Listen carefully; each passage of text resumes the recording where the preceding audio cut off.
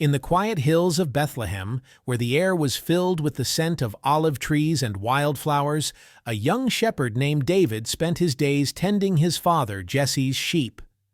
With a slingshot tucked into his belt and a small harp at his side, David lived a life that was peaceful, but marked by a longing for something greater. As he looked up at the stars each night, he felt a quiet but powerful stirring in his heart, a sense that he was meant for more than the humble life he led. David's fate changed forever on the day the prophet Samuel arrived in Bethlehem, guided by divine command to find the next king of Israel among Jesse's sons. Each of David's brothers, taller, stronger, and more experienced, stood before Samuel, yet none were chosen. Finally, Samuel asked if there were any more sons, and Jesse called for David from the fields. When Samuel saw him, God whispered, "This is the one." Though David was young and unassuming, Samuel anointed him as Israel's future king, a destiny that would unfold in ways David could never have imagined. Not long after, war broke out between the Israelites and the Philistines, and David's brothers went to join King Saul's army. David stayed behind until his father sent him to bring supplies to his brothers on the battlefield. There, he witnessed the terrifying sight of Goliath, a Philistine giant who taunted the Israelite soldiers and mocked their God. Standing over 9 feet tall and clad in heavy armor, Goliath challenged any Israelite to face him in single combat, a challenge that no one dared accept. When David heard Goliath's blasphemies, he was appalled. Despite his youth and the protests of his brothers, he volunteered to face the giant, telling King Saul, "The Lord who delivered me from the paw of the lion and the paw of the bear will deliver me from this Philistine." Armed only with his sling and 5 smooth stones from a nearby brook, David approached Goliath with unwavering faith. As he drew near, Goliath sneered at the sight of his young opponent, but David's confidence did not waver. With a practiced motion, he swung his sling and let a stone fly. It struck Goliath in the forehead, and the giant collapsed. The Israelites erupted in triumph, and David's victory over Goliath became legendary, marking the beginning of his rise to fame. David's feat caught the attention of King Saul, who brought him into his court as both a warrior and a musician. Saul, tormented by a dark and restless spirit, found solace in David's harp playing. But as David's renown grew, so did Saul's jealousy.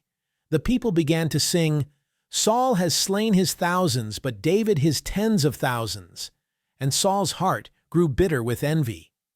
He watched David with suspicion, fearful that the young hero would one day take his throne.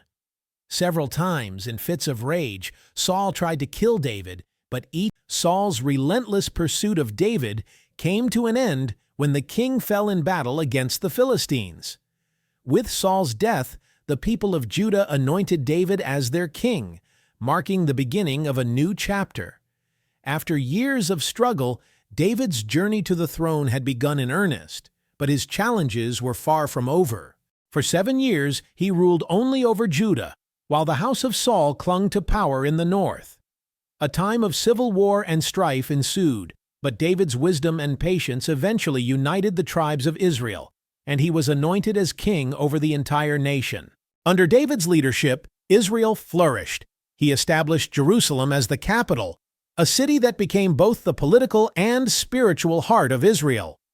David brought the Ark of the Covenant to Jerusalem, reaffirming the people's connection to God and symbolizing a new era of unity.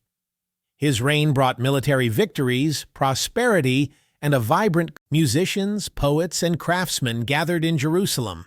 And David himself composed psalms that expressed his deep devotion to God, capturing both his triumphs and his sorrows. But even as his kingdom prospered, David's personal life was marked by turmoil. One of the most painful chapters of his life came when he fell into sin with Bathsheba, a married woman. This act led to cover his transgression, a decision that weighed heavily on his conscience. When the prophet Nathan confronted him, David was overcome with remorse.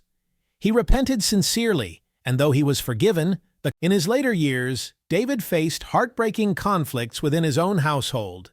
His son Absalom, resentful of his father and hungry for power, led a rebellion against him. David was forced to flee from Jerusalem, heartbroken over the betrayal, but unwilling to harm his own son.